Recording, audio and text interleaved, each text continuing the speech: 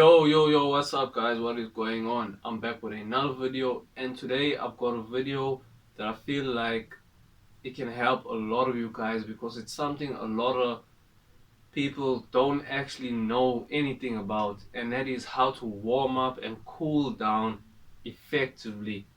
Now, a lot of the times people just think that a warm up is just doing 20 jumping jacks and then you get straight into it. No, it is much more complex than that. Basically, a warm up is more than just getting your body ready for the exercise. It is essentially your first bit of injury prevention. Now, with me personally, I don't do a lot of injury prevention work. I haven't been injured for 2.5 years now. There hasn't been any hint of any injury. When I do get a slight injury, I recover from it as quick as possible, because what I do is I use my first bit of injury prevention in the warm-up. That's where injury prevention starts, in a warm-up and a cool-down.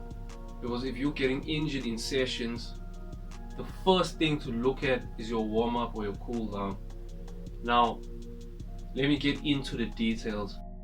Firstly, the aim of a warm-up is to get your body from a parasympathetic state to a sympathetic state, which means that to get your body from a calm, relaxed state to get it to a state where it's hyped up and it's ready to deal with the demands of exercise. That's the first step. That's the first key to any warm-up. So what we do is, firstly, when we're warming up, the first thing we want to do is rotate our joints. We use rotations to warm up the joints because basically that's how you can get more power, more range of motion, and also be more mobile. If you're more mobile when you're doing exercises, like think of your squats, going down deep into a squat. If you're more mobile, you can get deeper into the squat. If you get deeper into the squat, you target more muscles, and the muscles that you were hitting before, you hit even more, which means you get more out of the exercise.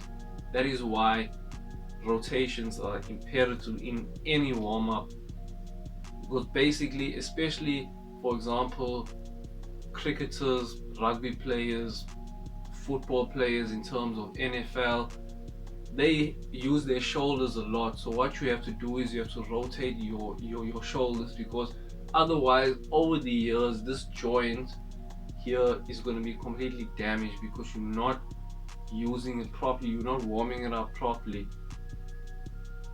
Just like with your muscles, your joints also need to be warmed up. So rotations are where to start. They lubricate the joints, increase range of motion, and will help prevent injury in the long term.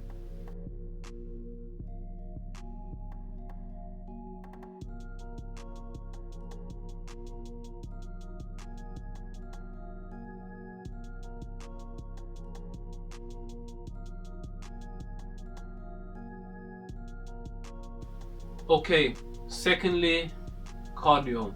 Now, we use cardio as a means of elevating the heart rate and also getting the body warmed up.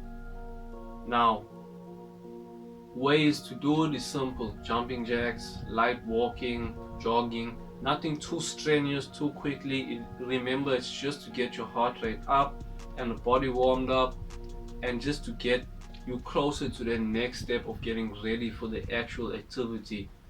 Now, specifically for footballers, what I like to do is I replicate football movements into my cardio side of the warm-up. So I'll just take a ball, I'll just move the ball around, do some Cruyffs, inside cuts, outside cuts, nothing too heavy. I have seen other footballers doing this, or another footballer like Virgil van Dijk. The clip will be shown now.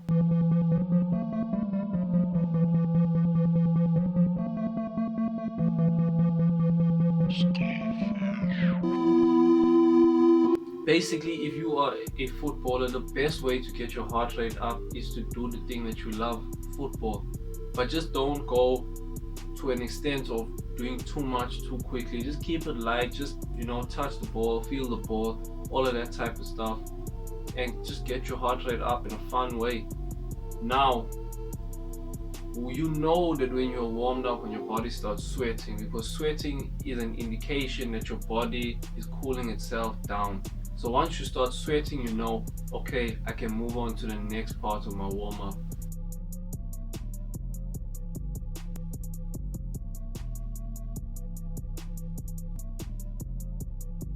Okay, and next is dynamic stretching. Now, dynamic stretching is a great way to warm up simply because it replicates movements related to the activity.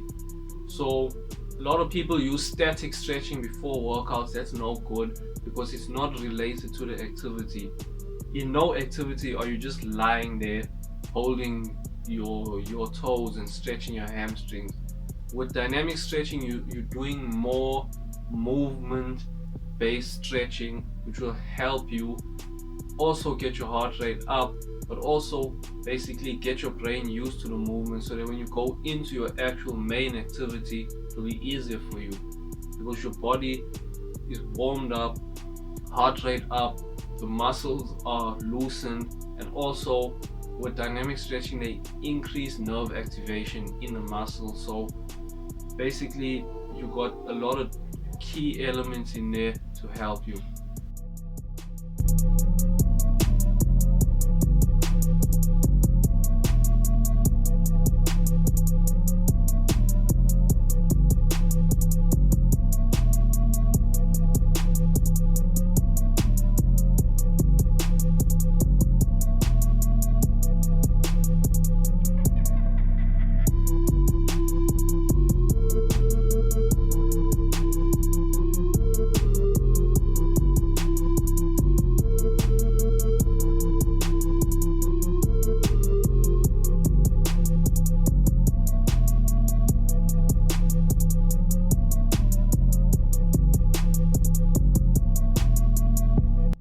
Okay, now for activation work or pre-activation, essentially it is done to activate certain key muscles like the glutes or the hip flexors to basically allow for more power, more speed, and more work from the glutes rather than certain other muscles which would be deemed as overactive.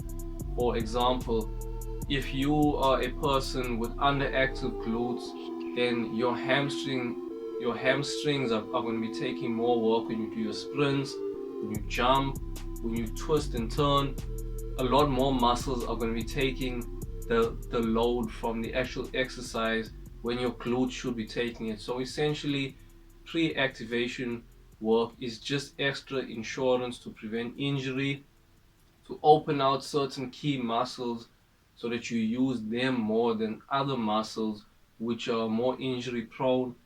And also it's just an extra bit of a dynamic warm-up to get you optimal for your activity. A lot of professional footballers use this, especially before training, just to open out those same muscles that I mentioned, hip flexors and glutes, and it allows them to get more power, more speed, prevent injury, and also activate those muscles which are important for the training that footballers do. Stuff like squats, lunges, using resistance bands, all that type of stuff to open out the hamstrings, glutes, the core as well, to activate the core. All that is necessary to use in pre-activation. Examples of exercises can be squats, lunges, resistance bands, walks as shown from Diogo Dallo and myself. Stuff like core exercises, dead bugs, just to activate the core and certain key muscles in the core that are underactive. And if you do that, you'll be able to get more power, more speed, and there's a less chance of you getting injured. So it's something vitally important to add to your warm-ups, just as an extra bit of insurance to make sure that you're optimal for your session. Okay, and next is static stretching. Now, static stretching is mostly, or should be used in a cool down rather, but it can be used as an extra insurance policy as part of a warm-up. just keep it no longer than 5 seconds. Why no longer than 5 seconds? Purely because if you stretch your muscles in a static way longer than 5 seconds, you basically decrease your power output, and there's less chance of you being explosive as well as reaching speed. So the best thing to do is have it for 5 seconds to stretch those places that are injury prone, like your groin or your calf or your hip flexors, but don't go longer than 5 seconds. Keep that more for the cool down.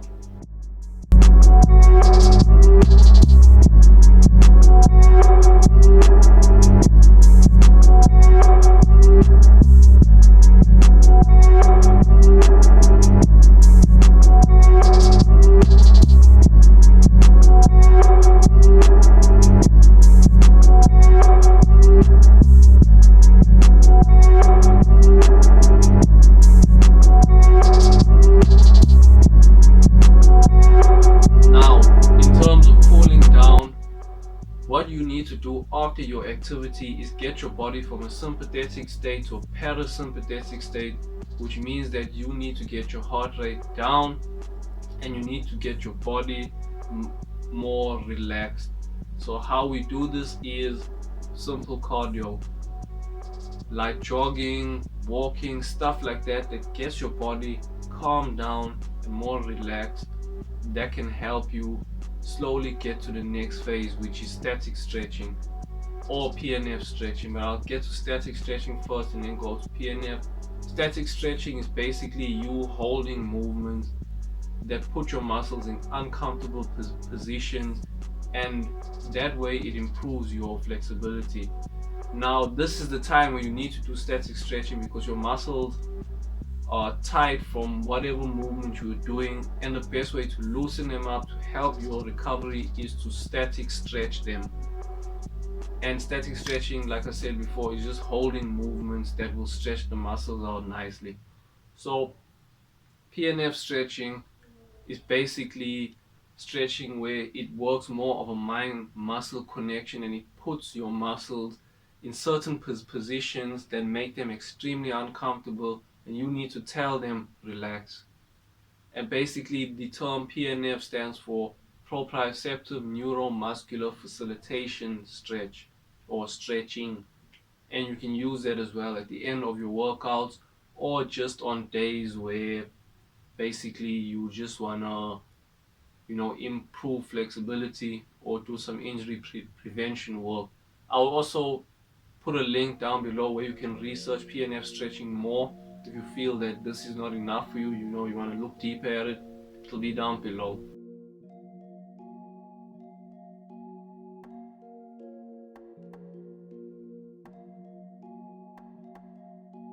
And that basically is how you warm up and cool down for activity. I hope you find this video helpful. If you have, thumbs up, comment down below if you want to know anything or you just want to ask a few questions.